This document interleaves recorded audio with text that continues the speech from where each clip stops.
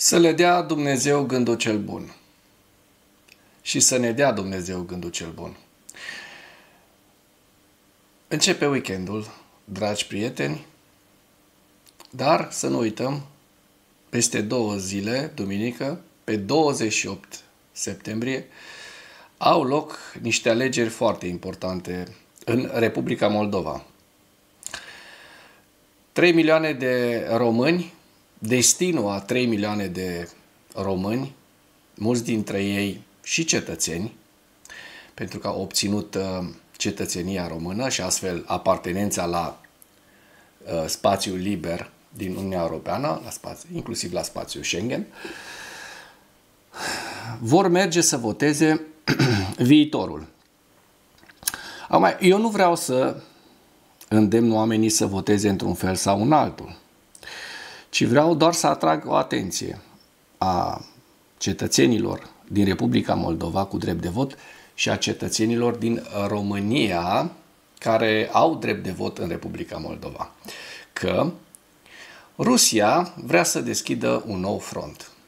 Rusia vrea să deschidă un nou front în Republica Moldova și o să vă întrebați și o să mă întrebați pe bună dreptate ce asta? Ce înseamnă asta? Ce vorbești, Vasile? Ce spui, Vasile? Vrei să ne sperii? Nu. Nu vreau să vă speriu, vreau doar să vă avertizez. Pentru că dacă Republica Moldova o cotește către Moscova și Moscova va trimite foarte mulți agenți FSB infiltrați, se pot trimite într-un weekend câteva mii de agenți FSB infiltrați în Republica Moldova pe calea aerului, da, cu avioanele. Ucraina, în acest caz, Ucraina nu va sta cu mâinile în sân să asiste la deschiderea unui nou front. Iar cei care visează că astfel, votând cu rușii, vor salva Republica Moldova de un război, se înșală amarnic, pentru că abia în momentul acela va exista un război cu Ucraina. Nu vreau să spun că va exista un război cu România, dar vreau să avertizez că acești agenți FSB nu pot fi primiți pe teritoriul țării românești. Pentru că în momentul ăla ar însemna acte de sabotaj, și așa avem problemele noastre destule. Ați văzut foarte bine și la alegeri, am fost la un pas de a-l vota pe Boogeyman, de a-l vota pe omul Moscovei, pe Călin Georgescu. Dacă mai aduceți și alte probleme pe capul nostru, o să se ajungă la niște chestii foarte nasoale și să știți că cetățenia care nu este dobândită la naștere, cetățenia română, se poate și retrage. Din nou, nu vreau să ameninț pe nimeni, vreau doar să avertizez. Asta dincolo de faptul că o să pierdeți toți banii europeni, că o să pierdeți apartenența la un spațiu liber, da? Liberă mișcare, liberă circulație, economie liberă, da? Veți pierde apartenența la piețele europene, etc., etc. Acestea nu sunt amenințări, sunt doar avertizmente, pentru că rușii vor din toți rărunchii, și veți vedea că și în materialul de astăzi vorbim despre acest lucru, vor să provoace NATO și vor să provoace țările NATO într-un război. Într-un război în care să spună apoi că NATO au atacat au atacat Rusia și din cauza țărilor NATO începe războiul. Moldova este o țară foarte mică, dar foarte importantă în acest context, pentru că ucrainenii nu își permit să fie atacați din toate direcțiile. Da? În nord au Belarusul, de unde intră drone, în est și sud-est au rușii, care există un război de mai bine de cât să fie 9 ani, ce 9 ani? 11 ani din 2014. Da? Și acum, dacă ar mai intra și Republica Moldova, ar intra și în Republica Moldova agenți infiltrați ruși, Ucraina ar fi nevoită să intervină militar în Republica Moldova. Da, ați auzit foarte bine. Ăsta este pericolul. Dacă rușii trimit agenți FSB și militari în Republica Moldova, primiți, bineînțeles, de o administrație favorabilă și servilă Kremlinului, atunci va fi război în Republica Moldova. Dincolo de toate beneficiile, de toate fondurile europene, de toate investițiile, de toate ajutoarele din România, de cetățenie. Da? Deci, oameni buni, gândiți-vă foarte bine ce alegeți duminică. Pentru că vă puteți face un rău foarte mare, așa cum și noi românii din România, și nouă ne-a trecut glonțul pe la urechi. Da? Știm foarte bine ce s-a întâmplat în noiembrie anul trecut și vreau să vă mulțumesc pentru ajutorul pe care l-ați dat. Ați votat masiv atunci pentru Europa. Eu zic că la fel ar trebui să o faceți și acum. Subiectele principale ale analizei noastre de astăzi sunt: Lavrov a declarat că NATO și Uniunea Europeană au declarat un război real împotriva Rusiei. Iată cu ce texte vin de la Moscova, cu ce minciuni. Trump l-a criticat pe Putin, spunând că ocuparea lentă a Ucrainei dăunează reputației Rusiei. Polonia își îndeamnă cetățenii să părăsească imediat Belarusul. De ce credeți? Eu zic că se pregătește o nouă provocare din Belarus către Polonia. Avioane de vânătoare maghiare au interceptat 5 avioane rusești deasupra Mării Baltice. Hopa! O nouă provocare. Deci ziua și provocarea. Dronele ucrainene au atacat rafinăria de petrol Afipski din regiunea Krasnodar din Rusia. Ziua și rafinăria. Rusia vizează viitorul Moldovei în timp ce alegătorii se îndreaptă spre urne. La final vă prezint hărțile Institutului pentru Studiul Războiului și ale celor de la Deep State. Iată ciolovecul șef al diplomației ruse, Lavrov, declarând că NATO și Uniunea Europeană au declarat un război real împotriva Rusiei. Nu reușesc să facă treabă în Ucraina, nu reușesc să câștige și atunci imediat vom vedea, vor apărea și amenințările nucleare. Rușii când pierd, asta fac. Joacă murdar. La fel și acest ciolovec, Lavrov, joacă extrem de murdar. Ministrul rus de externe, Sergei Lavrov, a declarat că NATO și Uniunea Europeană, prin mâinile Ucrainei, au declarat un război real împotriva Rusiei și participă direct la acesta. Lavrov, la reuniunea ministrilor de externe G20, citat de agenția rusă de propagandă TASS, în maniera sa caracteristică, spune că criza din Ucraina a fost provocată de Occidentul colectiv și că NATO și Uniunea Europeană au declarat un război real împotriva Rusiei prin mâinile Ucrainei și participă direct la acesta. Aceste comentarii au venit la doar câteva zile după ce președintele american Donald Trump a declarat că Ucraina ar putea recupera teritoriile confiscate de Rusia și a comparat Rusia însăși cu un tigru de hârtie, o expresie englezească care înseamnă aproximativ un știulet de porumb cu picioare de lut. Foarte drăguț, nu? Trump le-a mai spus reporterilor că țările NATO ar trebui să aibă dreptul de a doborî drone rusești care traversează spațiul aerian. Foarte corect. Cu timp și răbdare și sprijin financiar din partea Uniunii Europene, în special a NATO, restaurarea granițelor originale, unde a început acest război, este o opțiune foarte reală. De ce nu? A scris Trump pe Truth Social pe 23 septembrie. Trump l-a criticat pe Putin spunând că ocuparea lentă a Ucrainei dăunează reputației Rusiei. Președintele SUA Donald Trump a declarat că ritmul lent al ocupației Ucrainei, în ciuda bombardamentelor masive ale orașelor ucrainene, dăunează reputației Rusiei. El a subliniat că acțiunile președintelui rus Vladimir Putin au dus la pierderi semnificative, pierderi de vieți omenești semnificative și distrugeri, dar nu au apropiat războiul, nu au apropiat sfârșitul războiului. Președintele american și-a exprimat încă o dată dezamăgirea față de acțiunile lui Putin. El a spus că Rusia lansează atacuri masive împotriva orașelor și infrastructurii civile ucrainene, însă câștigurile sale teritoriale rămân minime. Urmăresc ce face Rusia și sunt foarte nemulțumit de ceea ce face Rusia și de ceea ce face Putin. Nu-mi place deloc. Ucide oameni fără motiv. Și o duc foarte prost, având în vedere că au pus totul în pericol. Economia lor se duce dracului. Trump a adăugat că războiul declanșat de Kremlin s-a prelungit și este deja în al 4-lea an. În ciuda bombardamentelor masive, Moscova a reușit să cucerească foarte puțin teritoriu și chiar a suferit pierderi. Bombardează totul și capturează foarte puțin teritoriu, dacă este cazul, de fapt, chiar îl pierd. Deci, cred că acest lucru este foarte, foarte rău pentru reputația Rusiei, a spus Trump. Măi, mie îmi place de Trump în ultimul timp, vouă.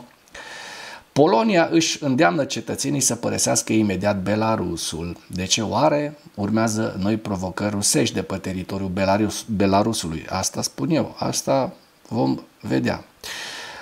Ministrul Afacerilor Externe polonez a făcut apel la cetățenii săi să se abțină de la călătorile în Belarus, iar pe cei care se află deja în țară să plece imediat.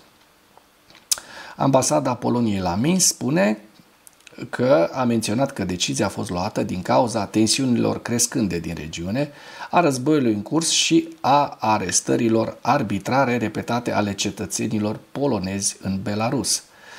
Agenția a avertizat că în cazul unei deteriorări accentuate a situației de securitate, a închiderii frontierelor sau a altor circunstanțe neprevăzute, evacuarea ar putea deveni semnificativ mai dificilă sau chiar imposibilă.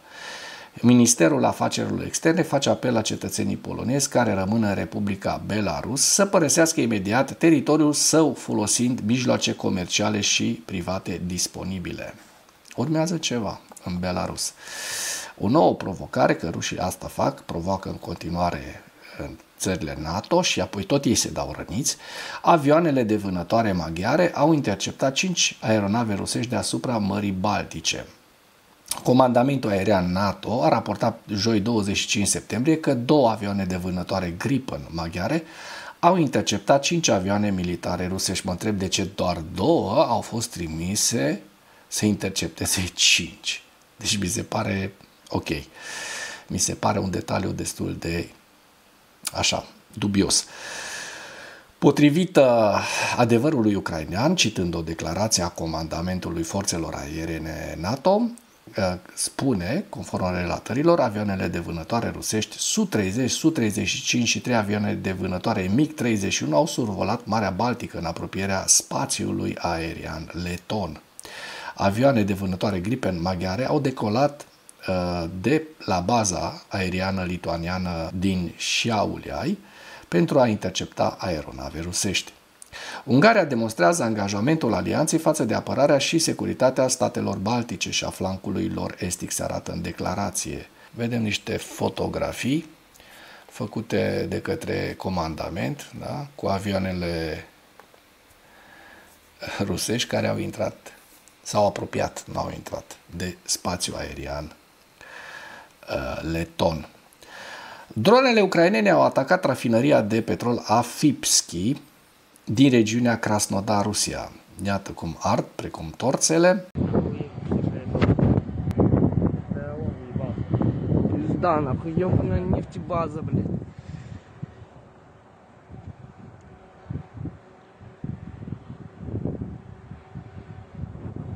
Пиздец. Беспилотник или, бля, ракеты.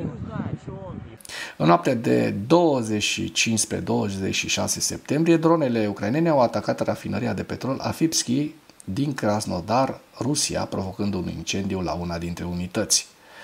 Potrivit sediului operațional, resturile provenite de la dronă au căzut pe una dintre instalațiile de la rafinăria de petrol Afipski, provocând un incendiu pe o suprafață de 30 de metri pătrați. Această rafinerie de petrol, ale cărei principale produse sunt benzina și motorina, este utilizată pentru aprovizionarea armatei de ocupație rusești. Capacitatea sa anuală de rafinare este de 6,25 milioane de tone de petrol. Acest gen de atac vi l-am mai prezentat și anterior. Știm că în noaptea de 28 august 2025, unități ale forțelor de apărare ale Ucrainei au efectuat un atac asupra acestei instalații din teritoriul Krasnodar al Federației Ruse. Așa că Nu înseamnă că dacă o rafinărie rusească a fost atacată astăzi, mâine nu va fi luată din nou în vizor de către forțele ucrainene. O știre foarte importantă, un articol foarte important al celor de la Kyiv Independent. Rusia vizează viitorul Moldovei în timp ce alegătorii se îndreaptă spre urne. Politicienii controlați de către Rusia, ferme de troli, atacuri cibernetice, cumpărare de voturi și violență coordonată. În timp ce moldovenii se vor îndrepta spre urne duminică, Rusia și-a dublat obiectivul de lungă durată de a cuceri țara de aproximativ 2,6 milioane de locuitori. Partidul PAS, aflat la guvernare și pro-european, fondat de către președinta Maia Sandu, va ocupa probabil primul loc cu aproximativ 30-40%, conform mai multor sondaje. S-ar putea să nu ajungă la o majoritate parlamentară. Principala opoziție către PAS este Blocul Patriotic, aliniat Kremlinului, care vizează aproximativ 13 până la 20% din voturi. Blocul unește partidele socialist și comunist ale țării și este condus de o serie de foști înalți oficiali, fostul președinte Igor Dodon, fostul președinte Vladimir Voronin, fostul prim-ministru Vasile Tarlev și fosta guvernatoare a regiunii autonome Găgăuzia, recent sancționată de Canada și Ucraina. Evgenia Guțul, probabil. Deși blocul aliniat cu Kremlinul nu are capacitatea de a câștiga alegerile în mod categoric, contează cine va ajunge pe locul 3 și eventual 4. Pe locul 3 s-ar putea să ajungă partidul nostru, partid populist al lui Renat Ursati, cu aproximativ 5-10% din voturi, fostul primar al orașului Bălți. Ursati, în nordul țării, a câștigat o avere prin afaceri cu căile ferate de stat rusești. Folosind un limbaj vioi și vulgar, Ursati ajunge adesea pe prima pagină a ziarelor, împărtășind informații la care puțini au acces, dar care nu se dovedesc întotdeauna corecte. El a boicotat referendumul constituțional privind aderarea Republicii Moldova la Uniunea Europeană în toamna anului trecut, care a fost adoptat cu o marjă de 50,33%, deci 10.000 de voturi au lipsit rușilor ca să ajungă să blocheze Republica Moldova, aderarea Republicii Moldova la Uniunea Europeană. Concurentul lui Ursati pe locul 3 este noul format Bloc Alternativ. Declarându-se pro-european, Blocul Alternativ este condus de primarul Chișinăului Ion Ceban, căruia România i-a interzis intrarea în spațiul Schengen din motive de securitate. Printre alți lideri de partid se numără fostul consilier al lui Voronin, Marc Caciuc, fostul prim-ministru al lui Dodon, Ion Cicu, sau Chicu, așa, care a boicotat și el referendumul privind Uniunea Europeană din Moldova, și fostul procuror general Alexander Stoianoglu, care a concurat împotriva Maiei Sandu la alegerile prezidențiale din 2024, obținând aproape 45% din voturi. Aproximativ ca și la noi, Georgica Simion. Stoianoglu a fost susținut de schema de cumpărare a voturilor finanțate de Rusia, la fel ca și la noi. Ei nu cred în Rusia, nu cred în Europa, ei cred doar în bani. Da, vă las linkul în comentarii pentru că este un articol foarte interesant. Ceea ce vreau să spun este faptul că dacă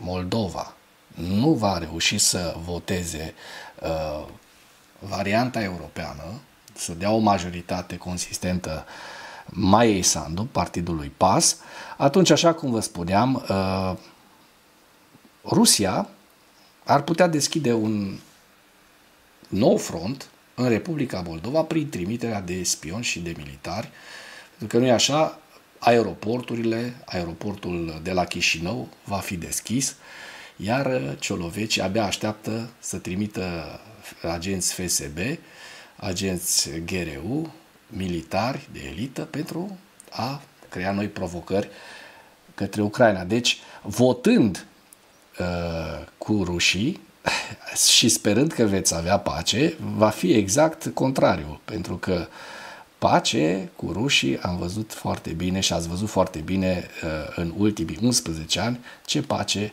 se poate obține cu rușii. Trecem la ziua 1311 a războiului din Ucraina.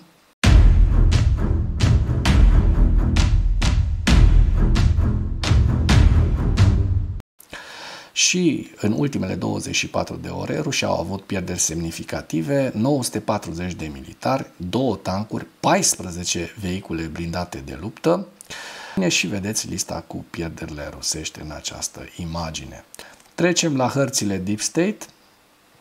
Vedem că în regiunea Zaporojie, în regiunea Herson, așa cum se poate observa, n-au existat modificări ale fronturilor. În regiunea Zaporojie, în schimb, rușii au continuat avansul și vorbim aici de un avans de aproximativ, zic eu, 2 km pătrați la sud de Brezove, așa cum se poate observa, înspre Kalinivske. Da? Deci este un avans minor al rușilor în zona Pokrovskului, în punga Pokrovskului, observăm că rușii nu au avansat deloc în ultima săptămână, așa cum se poate observa. Dimpotrivă, ucrainenii au reușit să mai taie din liniile de comunicații rusești înspre Dobropilea.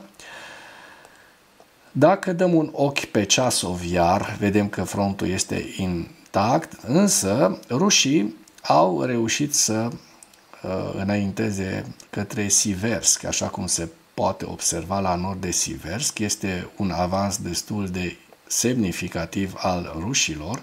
Vorbim de aproximativ 4 km pătrați. Nu cred că este vorba de mai mult. Dacă mergem mai la nord către Kupiansk, vedem că frontul este stabil, așa cum se poate observa. Vovchanskul de asemenea este stabil.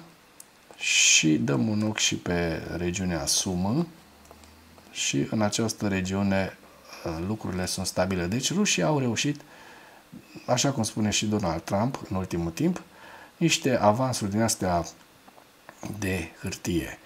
2 plus 4 km pătrați, 6 km pătrați, cu pierderi de aproape 1000 de militari. Foarte tare.